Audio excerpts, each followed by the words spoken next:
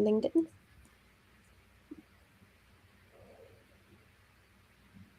Alright, let's get started. Good day, everyone. Welcome to today's LinkedIn Live session on the topic, Is Your Recruitment Losing Its Human Touch? I'm Chavi, Content Manager at Recruit CRM, and I'll be moderating today's session. I'll mostly be behind the scenes today, and our expert today will be taking the spotlight. Joining us is Karin Björkman. Karin, I hope I didn't butcher your name. No problem. She's the founder and recruitment partner at Beyondo. So welcome, Karen. Do you want to say a quick hello to the audience and introduce yourself? I'll show your screen.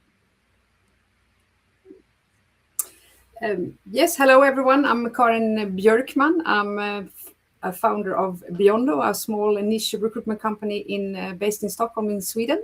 And we're set up to be a personal and relationship-driven recruitment company, and a proud user of Recruit CRM. I was going to share a little bit of my story and my brand, because building a company, hence Beyondo, it's about the story. So I like also to share my story because we're personal. I spent many years abroad myself, and we help international talents and international companies to launch and to work in Sweden. And with my international background, I see a lot of added value in guiding these candidates and clients into Sweden. So I did a hotel management education in Switzerland, where I lived and worked for 5 years. Thereon, I moved to the Netherlands, where I found my big love, who's now also my husband and partner in Beyondo. And since 10 years back, we're back in Sweden and being entrepreneurs and running Beyondo. I speak 4 languages, and I'm a proud mother of 2 sons. And how do I work personal in a tech-supported or in a tech world? Well, we believe in building long-term relationships with both clients and candidates, and to have an open and honest communication through the entire process. We like to give warm and structured feedback because people always want to know where they stand, even if they don't get a job. I know is also an answer, and it's people want to be seen, so they want to know where they are at. We also emphasize a lot of cultural understanding in the business logic, and we use a lot of intuition, but always fact check it and use technique to always keep ourselves on track. We're small by design, so we can give our clients and candidates more attention. We can make fewer assumptions and hopefully better decisions. And we live under the mantra that a client can be a candidate and a candidate be a client. So we want to treat our partners and stakeholders and everyone we work with, we want to treat them well. And our goal is then to recruit with respect, clarity, and humanity. And how can now technique help us with this? I've chosen Recruit CRM as our ATS and CRM system because it does support us in us being able to be more personal. We can build pipelines and workflow managements. We can add all the information in one place. We make notes of the candidates' intakes, etc. We can store it all in one place. There I can find all the information about our candidate and client communication, which means that we can be personal also in our communication. We can automate a lot of processes and tasks that also reminds us and keep us on the top in a process, so that we can always, touch base with the candidates and clients, so that they always know where they are in a process. And there are also a lot of good features, search and filtering. I mean, before we all used Boolean searches, now we're more and more AI features come in, and it's about finding that balance in using the technique and how they can, use it smartly in order for us then to concentrate on what we would like to do the most, and that is then having the contact with the candidates. And you're more than welcome to follow us via our various sources. We're on LinkedIn, we're on Facebook, and you can also visit our website. This was a short summary on how we would like to run our recruitment company, being personal in the AI era. And I know Xavi has a lot of questions for me, so we will go over to them now. Yes, Karen, yes. So yeah, I do have, some questions on, on your presentation. Yeah, and my first question for you would be, so you mentioned that in your process you highlight cultural understanding and intuition, like you mentioned earlier. How do you ensure these elements are not lost when you rely on AI tools? So um, it's always me making a decision in what I do. AI and all the data we have in the system, they help us to give us information, and based on that, we make our decisions and the personal contacts. All right. And you also emphasized the importance of clear and honest communication. So how does Recruit CRM help you maintain transparency and consistency in your communication? Yeah, so there's a lot of good features in the system where you, with every interaction, you can always make a follow up. I have that in system that after every communication, you put in a follow up, and then when the follow up pops up, either you have already followed up by automation, or because that's how the process went, or it's like, oh yeah, it's a good reminder, I need to reach out again. So it really keeps you stable in the system, or in the process, so that you know that you will always be able to have that personal touch point with the person that you work with. All right, thanks, Karen. And you also mentioned, I guess, on your slide, you talked about how your goal is in recruiting is recruiting with respect, clarity, and humanity. So how do you strike the balance between personal connection and maintaining a high level of efficiency in your recruitment process when you're using technology? Yeah, so again, there's of course automation has always been there. If you automate your processes and structure your work well, which you can do when you're working with that system, then again, you have all the data you need in order to take the decisions. For example, I mean, some of the vacancies that we have are, I wouldn't say volume recruitment, but of course some has more applicants or candidates that we put for that position than others. When there's a higher volume, of course I have for each communication. I mean, I'm honest about it. I do have templates, but that is then for us to make it more efficient. But we always look to the facts and the figures and the information that we get from the candidates. Is it a suitable candidate for this? No, because of this. And then we always personalize the automated templates. So the templates help us be effective, but we always, look in, check in, and make it personal. So I believe that a candidate should know why they don't get a job, not just saying like, oh yeah, we have 10 other candidates. So I'm always trying, with help of automation and AI, and of course my personal experience in giving a reasonable feedback why a candidate is not making it further in the process. And that is absolutely a deal breaker, I think, when you can combine that personal and the technique, and being more efficient in able to take the time to look and give a personal feedback to a candidate. All right, thanks, Karen. And my next question for you would be in a small personalized setup, it's often easy to assume that you know your clients and candidates pretty well. How does Recruit CRM help you avoid assumptions and make data-driven decisions in recruitment? Again, it's always the combination with personal and technique, and it's I would say it's always me taking the last decisions in what to do and what button to push, and what information and data to trust. But again, I keep coming back to that. All the information is stored and structured and in the same system, so I don't have to spend time to, oh, where did I get this information? So it's all in one system, which is very, very useful. All right, awesome. You've also discussed the importance of structured feedback, briefly earlier. Can you share an example of how this feedback loop possibly works within Recruit CRM and what impact it has on candidate relationships?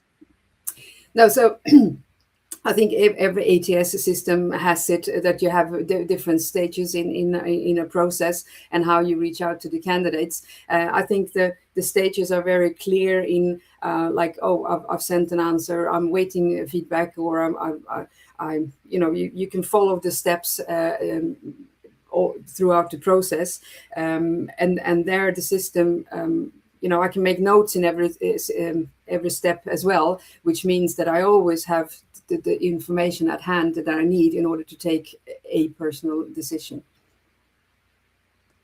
All right, awesome.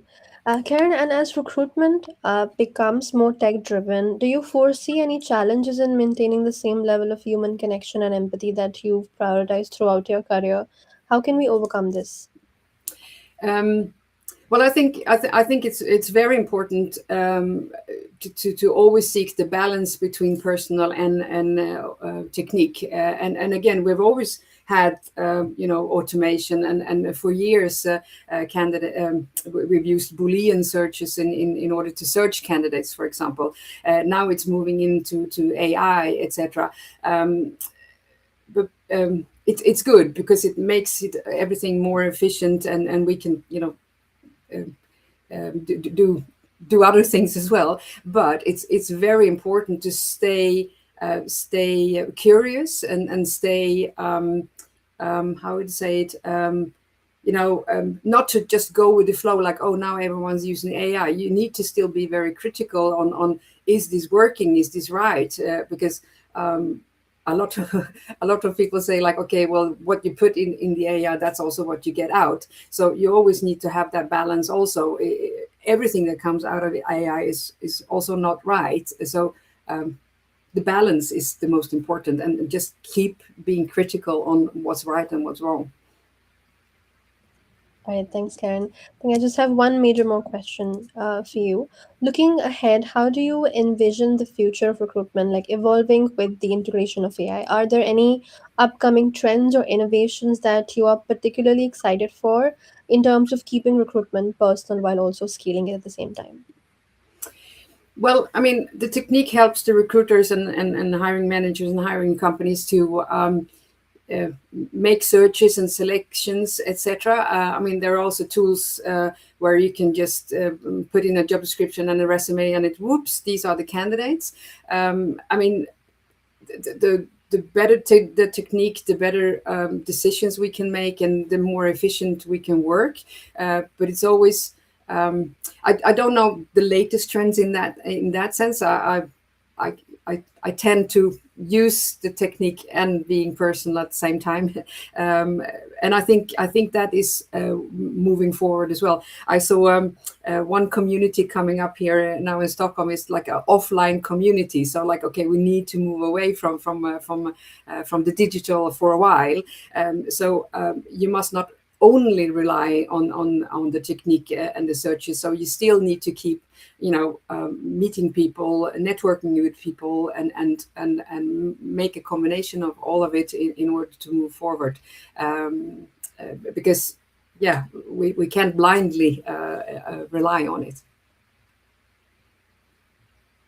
Thanks, Karen. I think I have one last question actually before we move on to the live Q&A and take questions from the audience. So, with so much focus on technology, how do you ensure that your intuition as a recruiter isn't overshadowed by the AI tools that you use? Can you maybe possibly share an instance where human intuition made a critical difference in a recruitment decision despite having AI support? Yeah. So um, I think also it will depend on what generation that we are. I mean, I'm come from the generation where we have my first resume I ever presented to someone was via fax, for example. So I've been evolving with the technique all the time. I tend to, when I use the AI and also the future in the system, is that I always try to do it myself and look at it myself, and then I ask AI for certain things, or use the features and fact check it. So I think one needs to be awake and being critical, and look to not only to rely on it, but always stay yourself and think like, okay, what your knowledge is about a certain topic, and fact check it that it's right, and stay true to yourself, that your intuition or your knowledge or your experience within a certain area, in my case then the recruitment, that the yeah the things that you come up with yourself usually is not wrong. So make a combination of that. All right, awesome, Karen. Thank you so much for answering my question so well. I think those are all the questions I had, and now we will transition into a live Q&A. So we'll take in questions from the audience. If anything sparked your curiosity or any question popped up in your head during this discussion, feel free to drop in those questions in the chat right now. I can see that we actually have two questions from the audience. I'll just quickly read those out to you, Karen. We have an attendee asking, how do you measure the success of a recruitment process that blends human touch and AI support? How do I measure it? I'm not sure if I understand that right. I mean, I yeah, if using AI is more successful than rather being personal, or can someone emphasize? I think the question means like when your recruitment process is one that's blending human touch and AI support at the same time. So how do you measure if that process is successful, like maybe more successful than the one where you don't have any technology involved, and a process where it's heavily dependent on technology? So when it's blended between the two, Okay, you measure well, I can see that in time, because I mean, for us, speaking, I see that I have more time in speaking to people than rather than sitting myself writing reports, etc. So using the AI, for summarizing candidate profiles when we present them to clients, that is of course a very handy tool. So there I see that we can take more time to speak to more candidates, maybe present more precise candidates, rather than just speaking to three and then just pick one out of them. So there's more quality in the process, I would say. All right, thanks, Karen. We have another question. They're asking, how do you ensure that automated tools don't depersonalize the recruitment experience for candidates?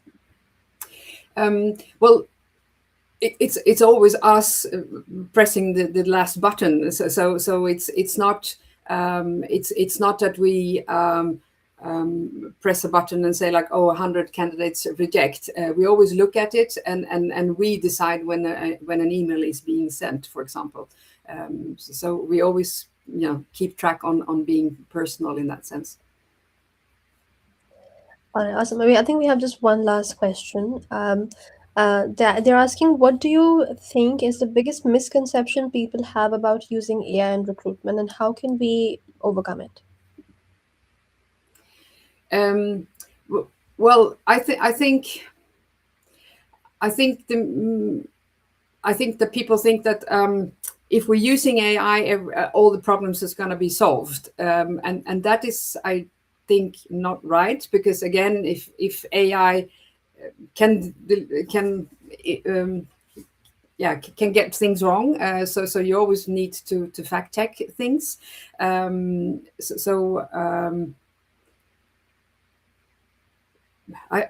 think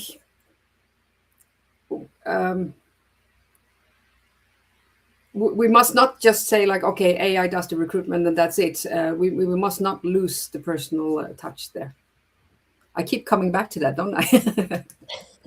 I think it's very important. That's the topic of the day. Like, it's blending the two together really, really well.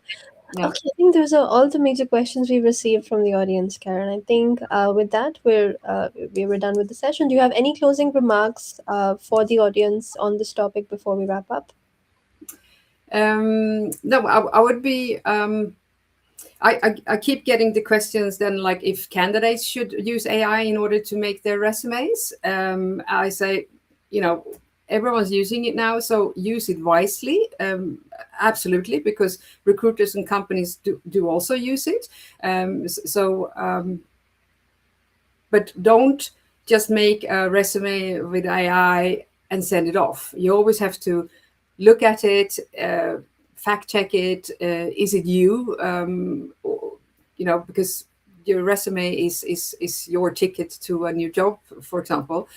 So if it doesn't resonate with what the job is, then we can see it's not you having sent off the resume. So you also also there need to find the balance. So the technique and automation that they help us, but we always need uh, to um, to see if it's you sending it away.